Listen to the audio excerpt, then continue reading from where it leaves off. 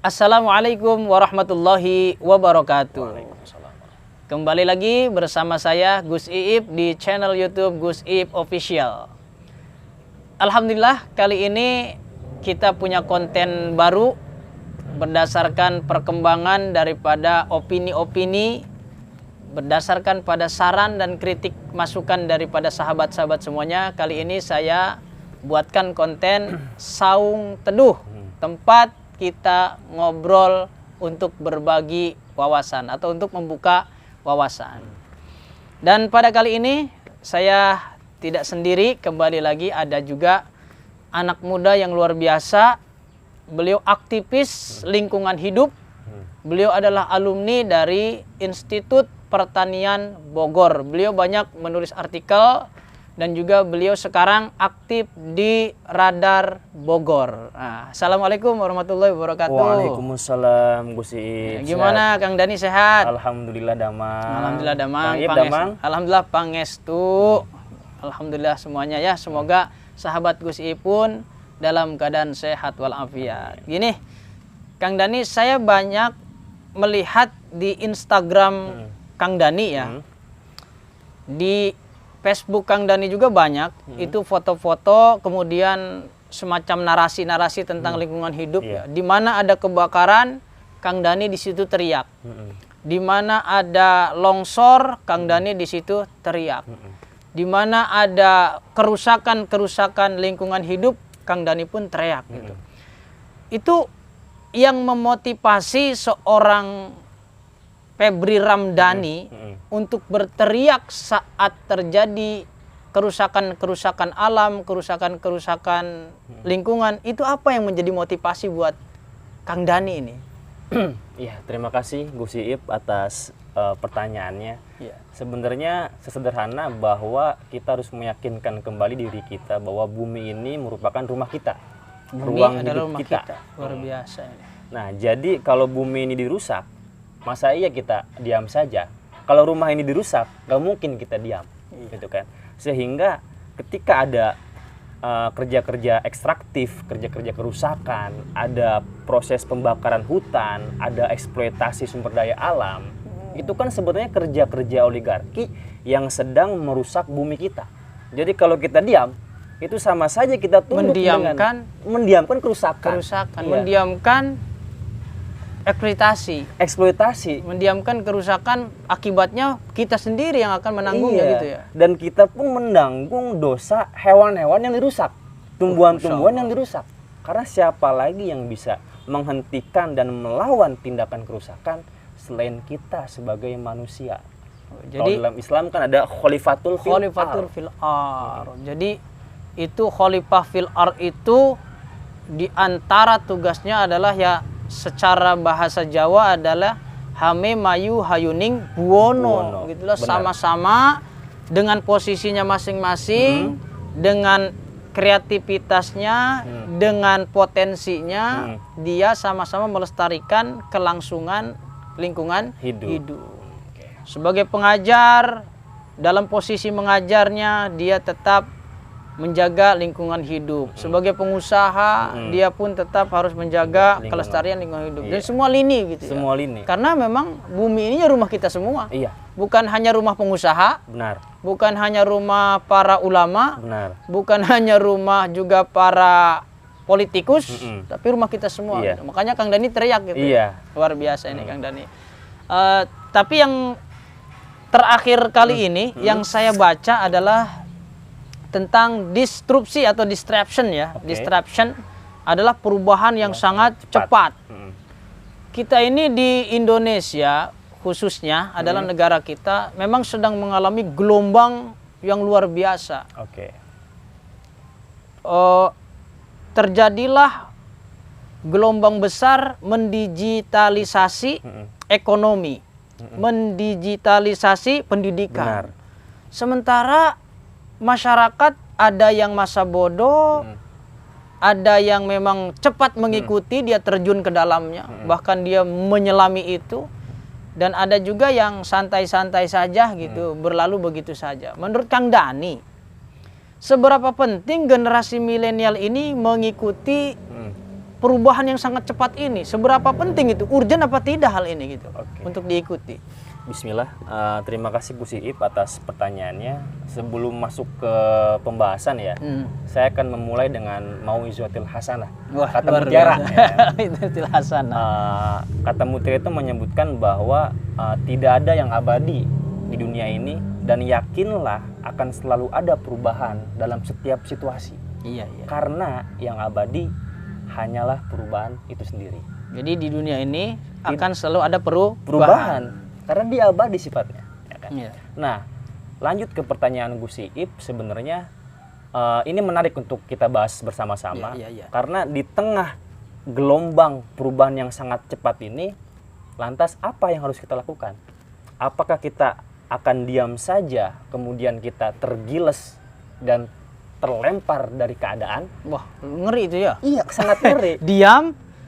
Diam tuh bukan selamat berarti ya? Dia bukan selamat. Diam ternyata tergilas, terlempar, bahkan punah dari keadaan. Ya kan? Terus? Atau kita maju, berani untuk menghadapi perubahan.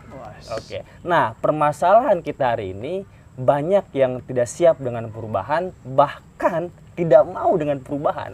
Padahal jelas nggak ada yang abadi kecuali perubahan gitu kan? Perubahan, iya. Nah, bagi teman-teman yang survive, yang dia mampu menghadapi perubahan, dia akan selamat di dunia ini.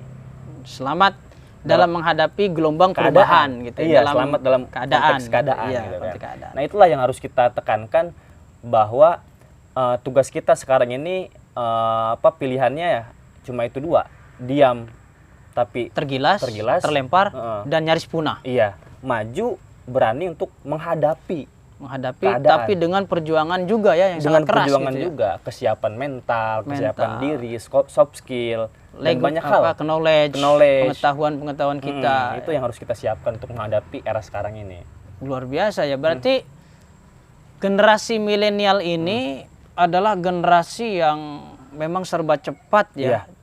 Pendidikan mengalami digitalisasi, ekonomi pun mengalami hal yang sama. Iya. Dan banyak ya di saat-saat ini banyak bisnismen atau entrepreneurship, mereka ini mengalami keruntuhan bisnis gitu. Iya. Itu apakah gara-gara dia tidak mengikuti perubahan digitalisasi atau karena memang pasar menurun atau bagaimana ini kira-kira ya? Itu dalam masalah ekonomi ya. Terus kita pun mengalami degradasi moral sebenarnya Mah ya. Itu pun akibat digitalisasi sih ya.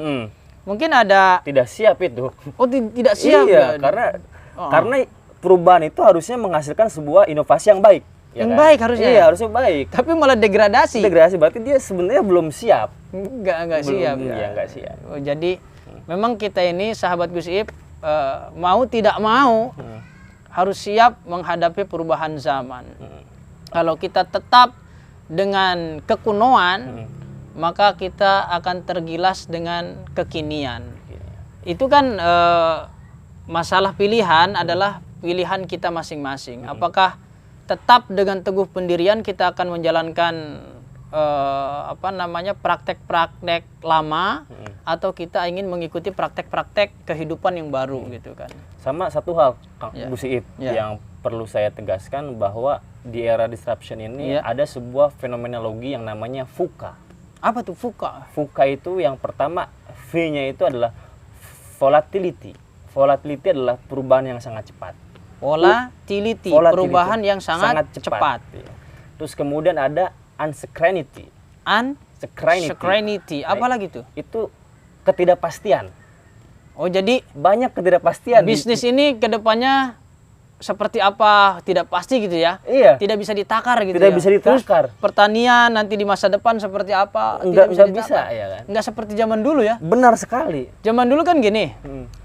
Oh, nanti kita wayahnya tandur bulan ini sampai bulan ini gitu kan. Panen bulan ini sampai bulan. Sekarang iklim pun kan kita sudah berubah. Berubah dengan cepat. Seiring dengan industri mungkin yang merusak atmosfer atau merusak lapisan-lapisan yang lain gitu kan, lapisan ozon atau nggak apa gitu, kita nggak ngerti ya masalah itu. Dan Kang Dani itu pasti adalah ilmu arah ke sana gitu kan, lingkungan hidup pasti nyambung ke arah ozon, atmosfer, kemudian apa namanya itu perusakan asap itu? Iya. Apa namanya? Polusi. Polusi industri Iya. ya. Polusi Gas rumah industri. kaca. Terus kemudian polusi transportasi. Iya. Itu kan sangat merusak daripada kemurnian oksigen kita. Oke. Gitu ya. Nah, ini kaitannya dengan apa tadi puka baru 2 tuh. Baru 2. Pok V-nya tinggal apa lagi? apa tadi? K-nya itu, C-nya itu ya. C-nya Ya, itu C. complexity. Complexity. Dan- Apa tuh complexity? Complexity itu serba kompleks. Oh, Iya, dan kompleks. A-nya itu ambiguity. Ini yang repot nih. Ambiguity. Contoh kasus Kang Iip, Gus Iip. Sorry, Gus Iip ya. Ya. Sebelum adanya pandemi, Iya. banyak pembisnis yang merencanakan plan. Misalnya teman saya nih. Coba contohnya. Contohnya ya, konkret nih ya. Iya. Teman saya dia pengen buka kafe di pinggir kampus. Iya, Di pinggir kampus, Betul. pengen buka Suatu kafe contoh tuh ya. di pinggir kampus. Buatlah desain selama 5 tahun gue punya penghasilan segini sehingga gue harus mengeluarkan modal segini. Dia udah hitung itu. Udah hitung itu, rinci sekali. Iya. Tiba-tiba 3 bulan kemudian pandemi, kampus dipulangkan semua mahasiswa, Iya. ya kan? Dan dia, jika dia bertahan dengan situasi itu, hancurlah dia kan? Bangkrut dia. Bangkrut, tidak pastilah. Wah. Nah, tapi ketika dia melawan keadaan, berusaha menghadapi keadaan, membuat inovasi sebelum mahasiswa pulang, Iya. ya dia bisa selamat tuh gimana? Iya. Sehingga teman saya itu langsung kafenya itu langsung dirubah jadi tempat penitipan barang. Oh. Wah, karena kan Untung liburnya dia cepat. gitu Kalau kan. nggak tanggap, Wah, langsung bangkrut ambrol itu selesai ya, runtuh itu. Iya, buat penitipan barang karena penitipan barang apa tuh? barang-barang mahasiswa yang di kosan. Oh, jadi Karena pulangnya lama setahun nih, diliburkan setahun. jadi buku-buku Iya, mungkin ya. Otomatis kontrakan teman-teman tuh lebih baik gue cabut dari kontrakan, barang gue titipin, ya kan? Oh, gitu, ya, jadi ya, nggak ya. bayar kontrakan, ya kan? Dijagain lah sama temennya Kang Dani. Nah, dijagain lah sama dia, dan alhamdulillah, Itu paymentnya gimana? iya bayar per bulan. Oh, bayar per bulan. Iya, cuma lebih rendah dari bayar kosan. Oh gitu, Iya. karena jagain barang gitu ya. Jagain barang doang. Nah, itulah perubahan-perubahan yang cepat itu. Wah, Jika ini kita bagus ini. mampu merespon itu dengan cepat, Iya, maka iya. alhasil kita nggak akan gulung tikar. Iya. Ini Itulah kan contoh kasusnya. saya juga punya teman ya. Waktu itu dia membuka kafe sama Iya. mahasiswa. Hmm. Dia jual lah motornya, dia jual lah apa yang dia punya, kemudian dia bongkar tabungannya, Iya. kemudian dibuka kafe di Tangerang sana. Awalnya itu di Instagram, itu Instagramable banget Iya. kafenya itu. Kemudian banyak pengunjung ya, mahasiswa-mahasiswa gitu kan. Rame lah. Dan euforia dia pun terlihat di Instagram, di Facebook. Euforianya luar biasa. Dia sedang ngocok kopi, kemudian dia sedang menjadi barista gitu Iya. kan. Dia sedang melayani para maniak kopi, customer-customernya gitu. Kemudian lambat laun ternyata tidak disangka dan tidak dinyana, baru ada apa namanya pandemi ini, Iya. pandemi melanda, brok, dia tidak siap dengan inovasi berikutnya. Iya. Dan sekarang ternyata kafenya hanya tinggal sebatas kenangan di Instagram dan di Facebook. Sudah tidak ada lagi kafe itu. Iya. Padahal dulu itu hebat loh. Saya pun mengakui bahwa ada anak muda kreatif punya punya gagasan usaha untuk lahan bukan lahan ya, untuk media para anak muda milenial ini berkomunikasi di situ sambil ngopi gitu kan. Iya. Itu kan luar biasa. Tapi ternyata pandemi ini begitu cepat, bahkan bukan hanya satu negara ya. Kalau pandemi kan sudah dikatakan hampir seluruh dunia. Pandemi kan, ada epidemi, ada pandemi gitu Iya. ya. Nah, ini pandemi ini menggilas hampir pengusaha-pengusaha baru gitu. Iya. Dan tadi pemikiran tadi itu luar biasa. Benar. Sama contoh kasus lagi, siapa sangka sekelas perusahaan besar Nokia itu gulung tikar. Kenapa itu?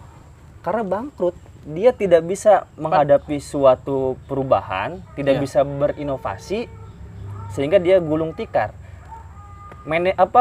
Pemilik perusahaannya itu Stephen Elop ya. Dia pernah berkata, ya, saya diam saja pun kalah dan tersungkur.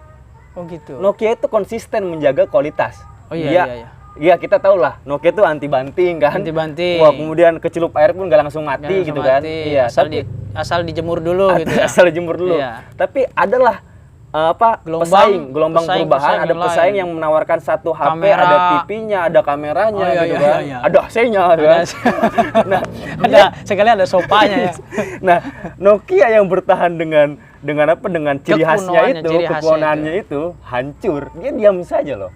Dia nggak mau ngikutin Android gitu ya? Nggak mau dia. Akhirnya hancur gulung tikar. Siapa sangka ojek yang dari SD mungkin ya kita sering diantar pulang sekolah, pergi sekolah pakai ojek. Sekarang hancur karena adanya Gojek. Ojek konvensional itu digilas oleh ojek online. Itu benar, terasa. Iya, itu. Jadi orang malah lebih milih, padahal di hadapannya ada ojek loh. Iya. Di stasiun Bekasi ini, ojek itu berjejer. Tapi kebanyakan yang memilih memencet HP-nya, memilih gadgetnya itu untuk order ojek online. Iya. Kenapa itu menjadi alasan? Katanya satu, ya mungkin lebih safety, katanya ya, lebih safety karena data-datanya tersimpan di perusahaan. Iya, aman lah kan. Aman, kemudian efisien dan harganya itu yang jauh lebih menukik daripada harga ojek konvensional. Iya, itu realitas kan, keadaan kan. Realita itu memang realita. Kalau kita jadi tukang ojek konvensional nih, apakah kita akan tetap nongkrong menjadi ojek konvensional gitu kan? Dengan sepi order kemudian tergilas. Apakah upgrade? Kita akan bergabung dengan ojek online? Iya, upgrade gitu, beli HP, kemudian daftar online gitu kan. Itu kan pilihan. Sekarang kan kalau teman-teman yang mohon maaf nih ya, teman-teman ojek yang berusaha bertahan dengan kekunoannya, ya sekarang hancur ya. Jadi mengerikan sekali sebenarnya ya ketika mendengar ketinggalan zaman.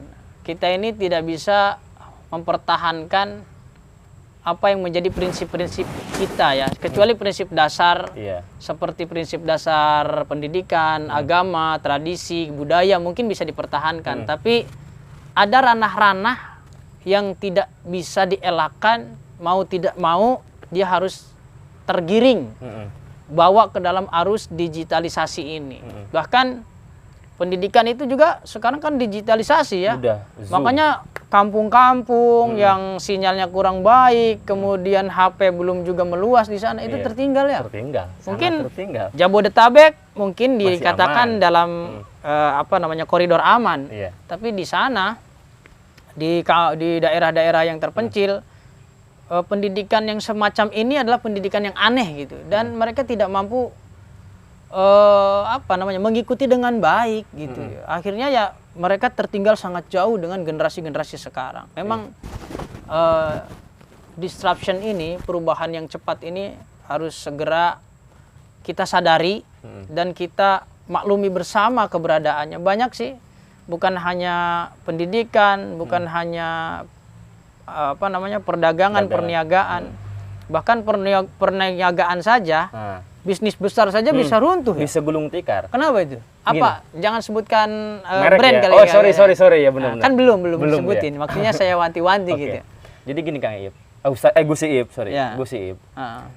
Jadi mental yang harus kita miliki di era ini adalah harusnya mental transformatif. Transformatif. Mental berani. Bukan transformer ya? Bukan ya.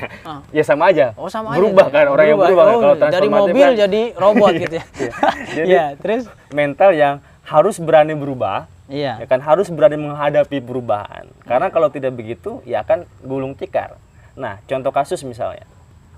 Banyaklah teman-teman kita yang guru ya, mohon maaf ya, yang dia gaptek akan teknologi, terus kemudian sekarang dipaksa untuk harus melek teknologi dan dia mau nggak mau harus bekerja keras untuk mempelajari itu. Karena ketidaksiapan itu kalau dia tidak belajar, dia diam saja, saya yakin kepala sekolahnya akan menggantikan guru-guru yang gaptek. Itu yang pertama.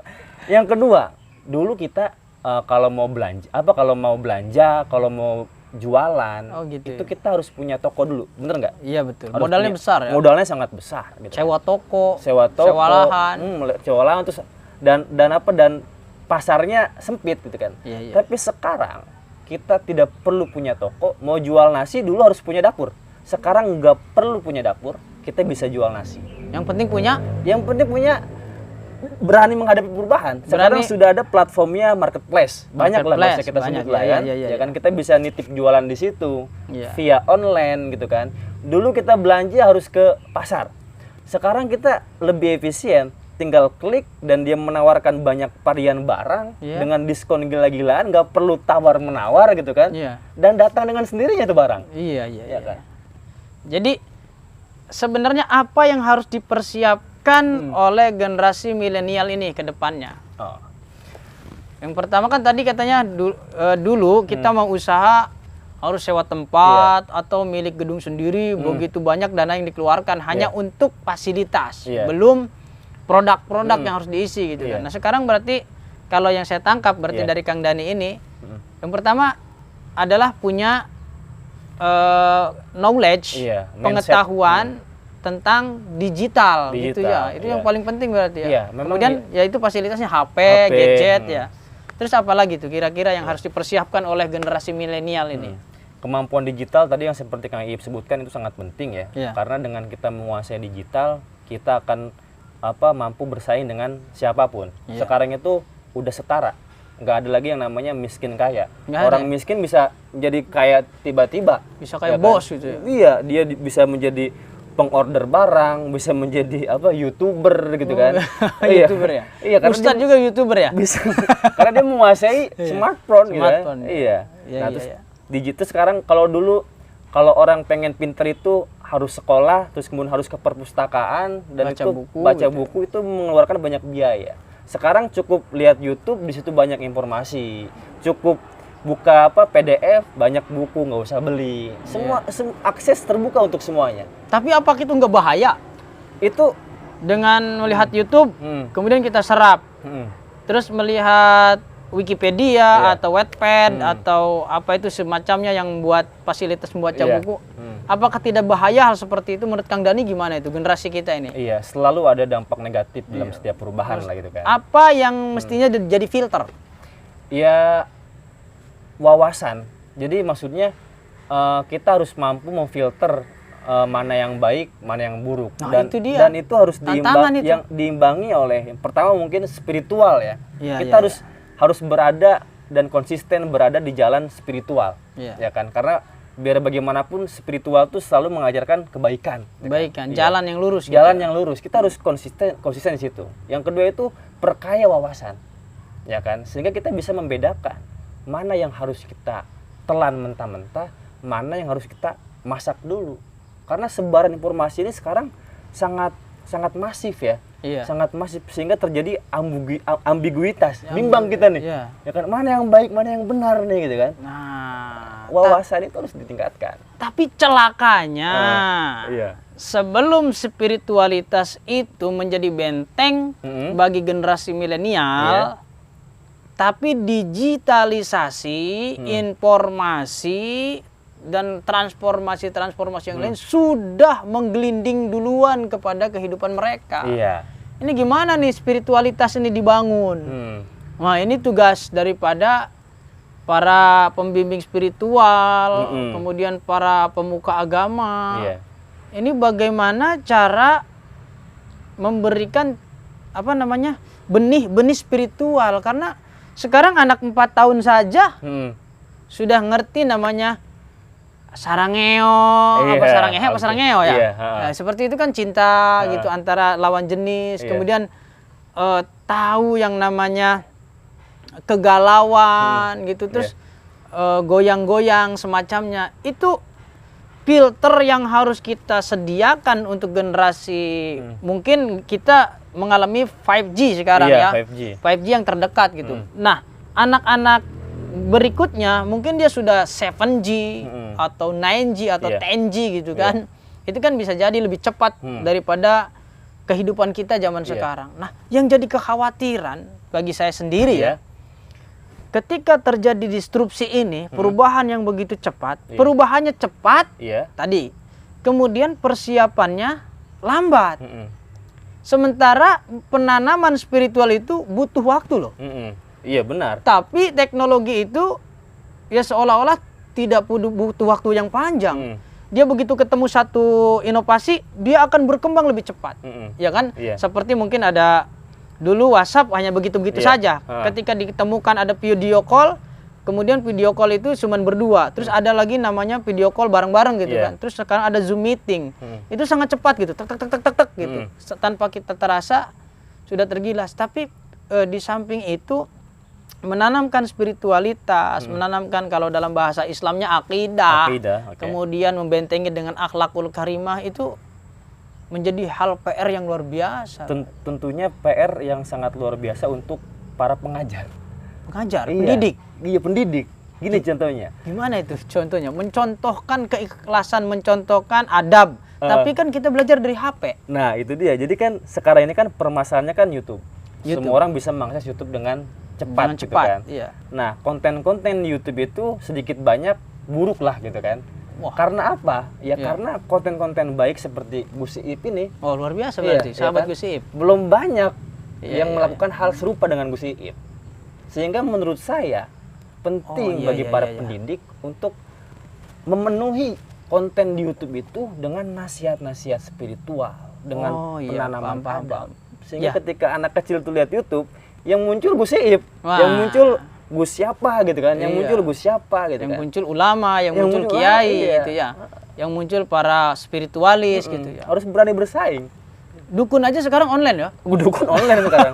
Itu yang Iya. milenial ya, dukun Iya. milenial. Tapi kalau kita tidak berani bersaing, seperti pepatah mengatakan, kejahatan yang terorganisir akan mengalahkan kebaikan yang tidak terorganisir. Cakep.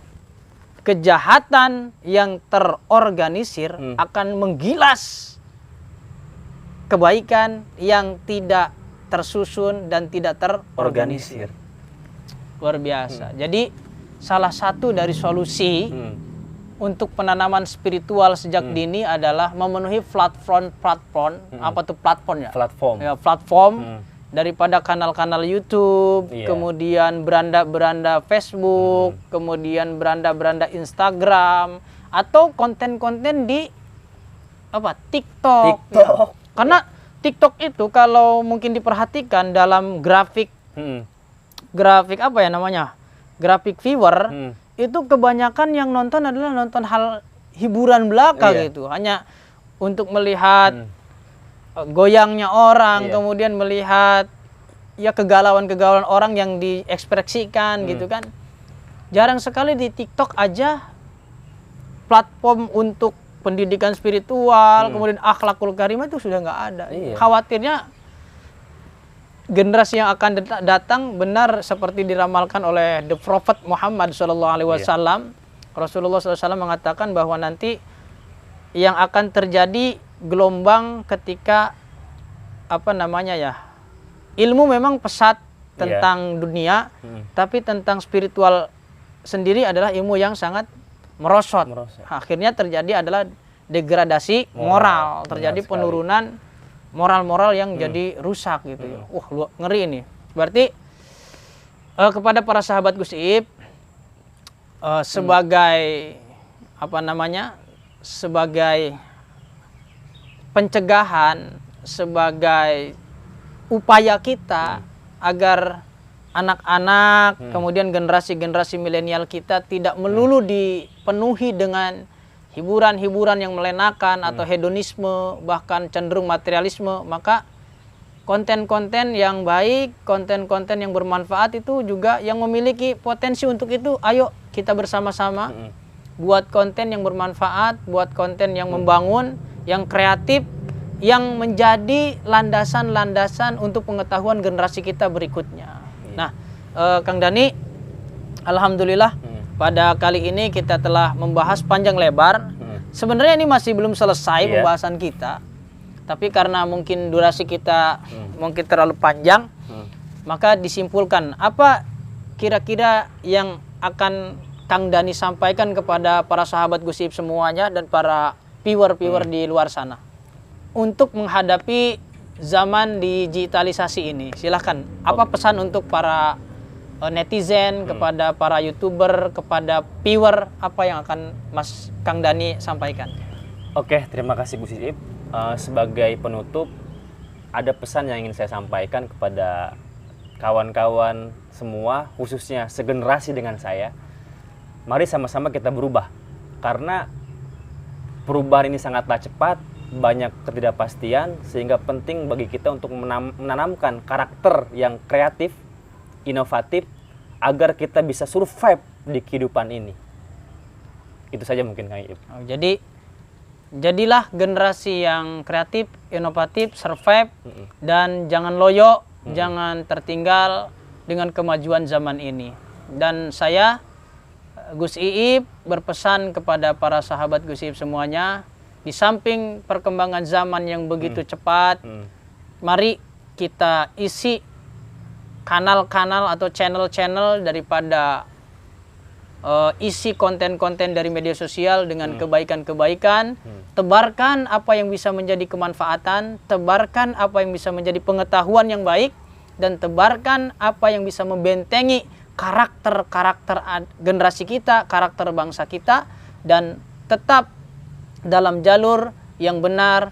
Sediakan filter yang baik bagi anak-anak kita, maka insya Allah digitalisasi walaupun menggilas secara keseluruhan dari berbagai lini, tapi jangan sampai akhlak dan perilaku generasi-generasi kita tergilas pula dengan adanya digitalisasi. Itu saja, semoga bermanfaat. Wassalamualaikum warahmatullahi wabarakatuh. Waalaikumsalam. Terima kasih Kang Dani.